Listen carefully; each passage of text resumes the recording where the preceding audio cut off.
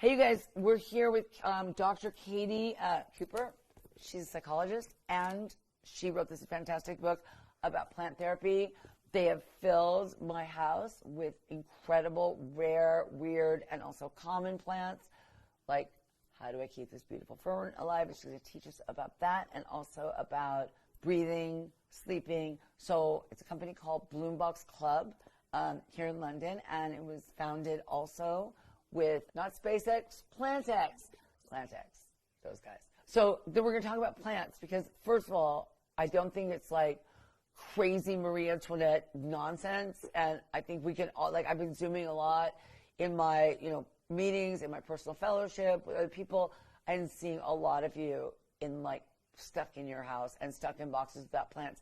And I haven't had plants since, my parents had them in the 70s, but I got a few, and they really, really have made my life a better place. So we're going to talk about that and the effect on all of us with plants.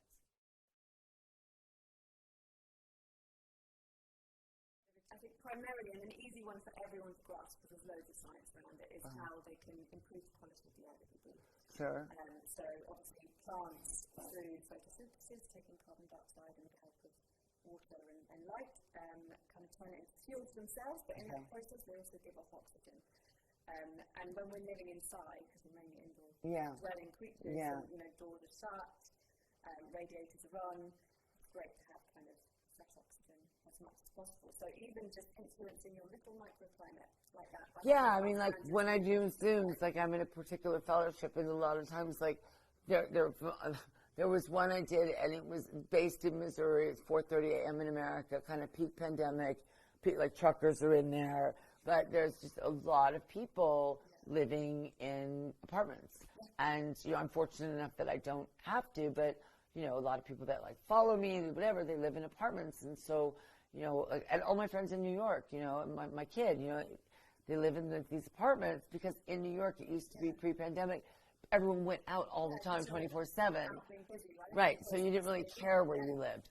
So there's this whole kind of what the magic is, what the feng shui is. So the fractal patterns, great. The fractal patterns, there's the color, the green, and then form as well. So interestingly, like.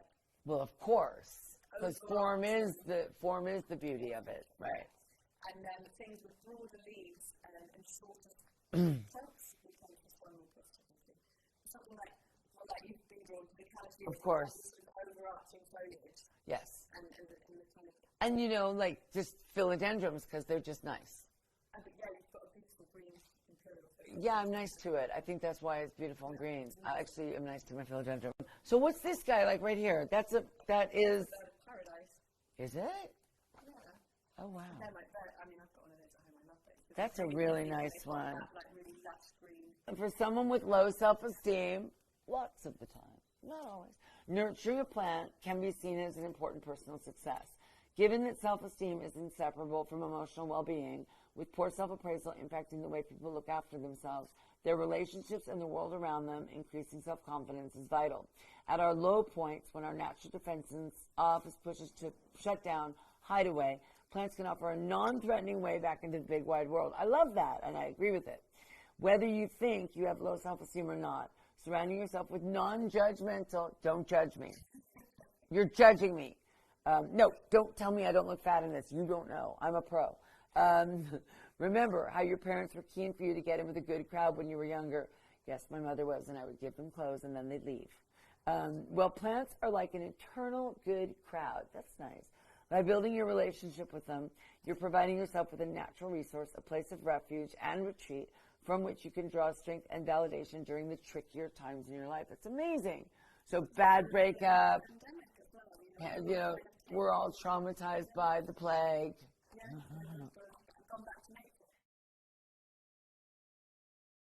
Through using plants as a therapeutic tool in my sessions with clients. So wait, you use them with clients? Yeah. So what do you do? So just as simple as asking people to look after like a fruit tree or like a tomato plant. Yeah. In the program, they're like, can I, when you go into recovery and you get sober, they're like, don't have, can I have sex? Can I get into a relationship? Try and keep a plant alive for 1 year. That's generally the advice of most good people. One plant alive for 1 year. I mean, one plant. Not that easy. Yeah, but these are like my absolute favourite. They're gorgeous. And even Is better, it this guy? yeah, well, there's an allocations of Venus, which is from the same family. I love the pattern. Yeah, I know, it's beautiful, like a tiger stripe kind And of. even better, like, whereas allocations tend to be quite kind of susceptible to spider mites. This one in my house has never had one. So, Okay. So if we're like in an urban setting like our apartments and we want to get something that's big and beautiful like this, yeah, I think it's got the green that, I think you just naturally feel so healthy around. yeah, it's beautiful. And it's got and also it's brilliant, it transpires, so sometimes it's known as the teardrop plant, so when you water it, if any excess water, it kind of drips off the top, and that is kind of... It comes right in? If you're living in an aircon. So it's like a nettle, it's got that hollow thing? Yeah, it goes all the way up, takes it through the top, and kind of... One of the things they taught us in outdoor school in Oregon, like we had to make like nettle soup and stuff, is that the oldest plants I think on Earth are somewhere in the Willamette Valley, and they're like anise, kind of. They have that, when you crack. Is this one of those where you crack it open and it's super wet inside?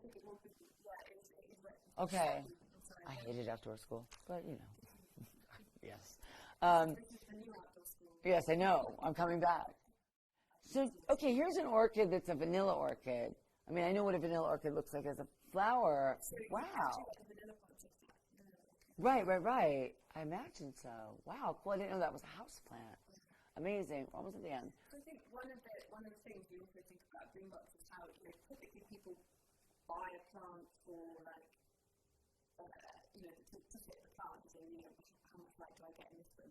But another way of thinking about it. I think people buy plants to go by what's the prettiest, and then they take it home and it dies. Right. So it's thinking about what do you want to get from a plant? Do you want like a plant that's going to purify the air? Do you want one that's going to help you maybe restore a bit more? Then you can start thinking I want a plant that acts like, Xanax used to act. How about that? Because they respond so well.